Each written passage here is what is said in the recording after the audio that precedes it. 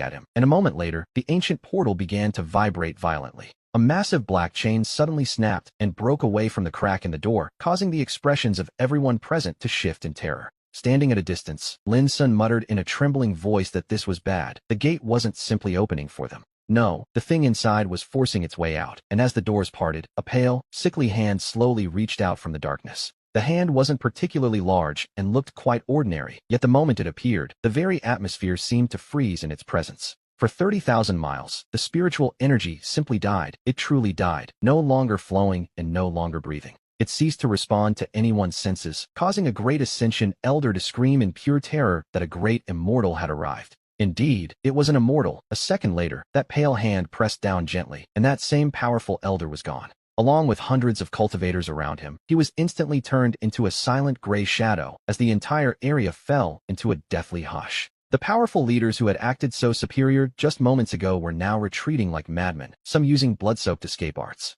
Others burned their very life forced to flee, and some even knelt to kowtow in desperation. But to be honest, it was all quite useless. The entity inside the bone gate was slowly emerging, a figure in white robes, draped in heavy, broken chains. It had no eyes, its face nothing but a smooth, pale void, yet the moment it lifted its head, a chill ran through the crowd. Everyone present felt as though they were being watched, and Wu Zue realized he had finally met something more troublesome than himself. The white-robed immortal slowly raised his hand, pointing it toward Wu Zue from across the vast distance. In that instant, an unprecedented sense of crisis washed over him, marking the first time he truly felt a threat to his life. The space beneath his feet began to collapse, and his blood flow reversed, while the black tortoise longevity scripture within him roared in protest. He looked down at his own arm, watching as the impossible happened right before our eyes. A tiny, thin crack had actually opened on his skin, drawing a single drop of blood. Wu Zue noted that in all his time in the spirit realm, this was the very first being to actually manage to break his skin.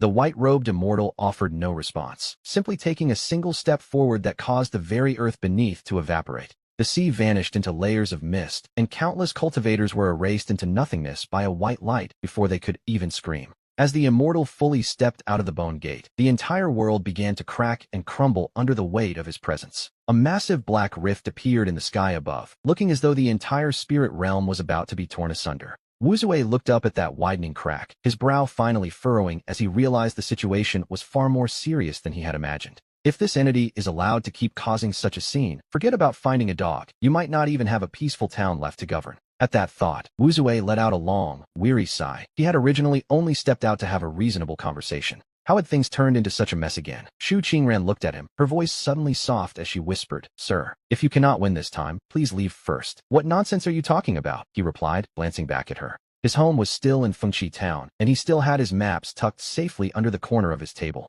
With that, he took a single step forward, and in this moment, he stopped suppressing his vital energy and his true origins. He no longer restrained a physical body so powerful it defied the very laws of nature, and then, with a deafening boom, his aura fully unfurled across the spirit realm for the first time. 100,000 miles of madness where mountains and seas trembled. Countless fleeing cultivators were suddenly forced to their knees, crushed by the weight of a life force so pure it felt like a physical burden. The chains on the immortal's body flew upward, transforming into 9 terrifying black dragons that lunged toward him. Wu Zue simply reached out and caught the first. He swung it like a whip, using it to shatter the second black dragon instantly, before snapping the third one under his heel. The fourth dragon coiled around his waist, but it only managed to tighten halfway before he shattered it through sheer physical strength. Watching from a distance, the group of observing cultivators felt their scalps go numb with pure, unadulterated terror. The white-robed immortal finally stopped her direct assault and struck toward the sky, causing that celestial rift to expand violently.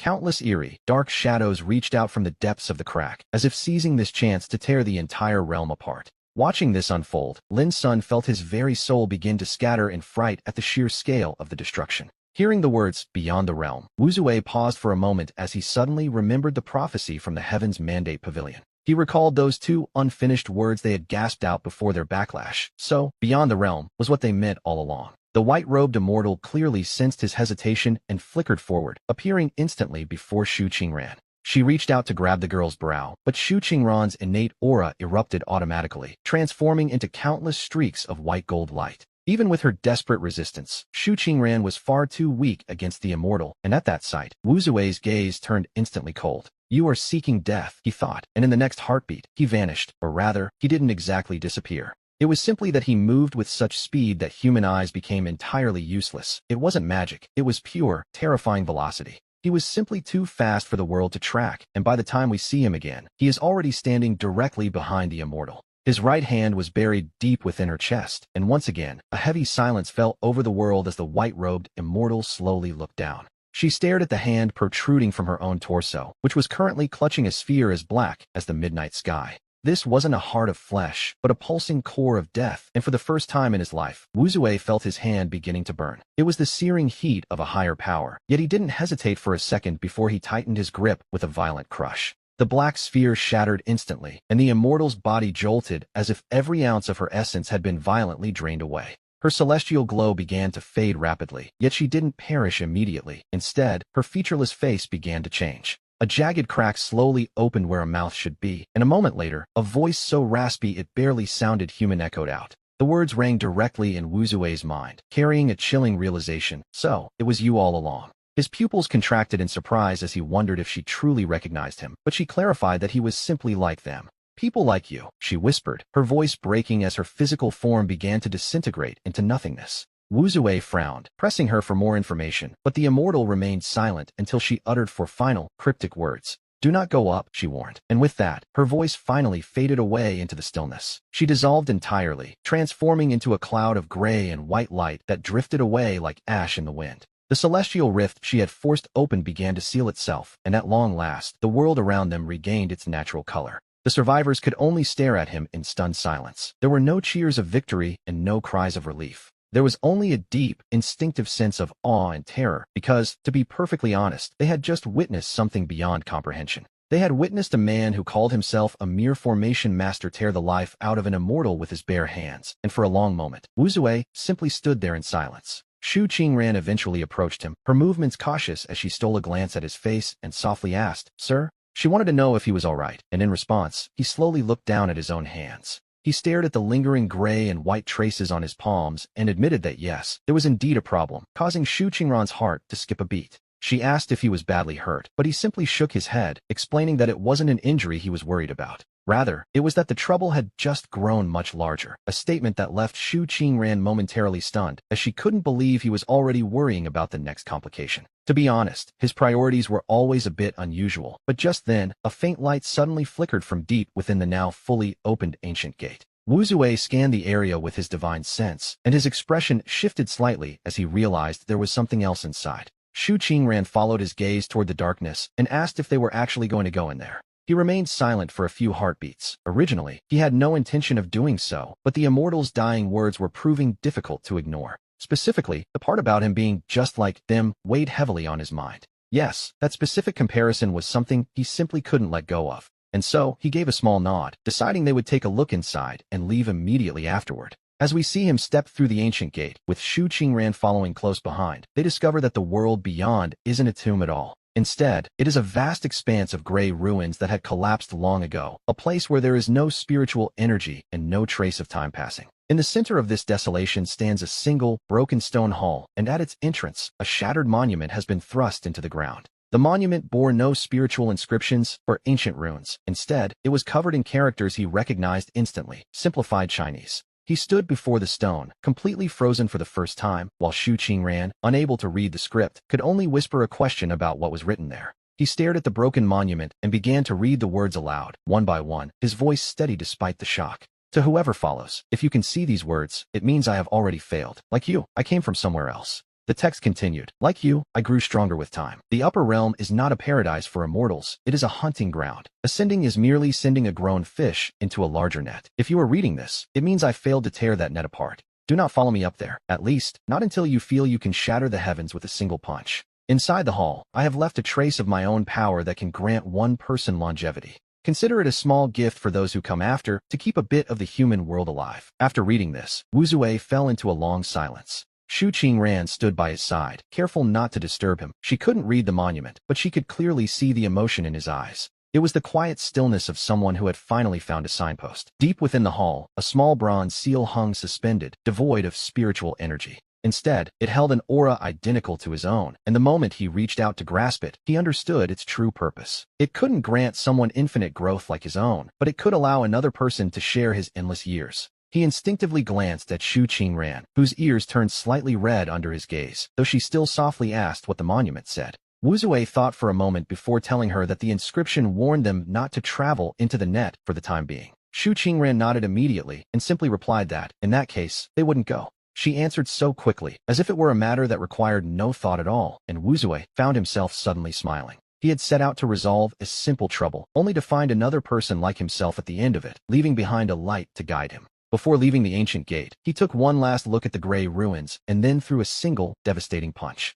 The entire sealed land, along with the ancient gate, shattered and sank completely into the void of nothingness. He didn't want to take any chances. If that immortal could emerge once, it might happen again, and he preferred such threats to stay buried forever. When they returned to the hidden sea, the experts from the four great powers were still kneeling, not even daring to lift their heads. Wu Zui didn't care to say much, leaving them with only one warning. From this day on, no one was to target Shu Qingran or Fengxiao Town. If they did, he promised to pay their sects a personal visit, and though no one dared to answer, everyone understood the weight of that threat. Those words carried more weight than any oath. After that day, the Destiny Pavilion withdrew entirely, and the Great Emperor went into seclusion for 100 years. The Wuliang Sword sect declared the name Wu Zui a forbidden word, while the Myriad Medicine Mountain moved its entire sect gate 100,000 miles to the west overnight. As for our protagonist, he didn't care about any of that. He simply took Shu Qingran and began the journey home. We returned to Fengxiao Town, where the courtyard, the teapot, and even that old map under the table leg remained exactly as they were. He knelt down,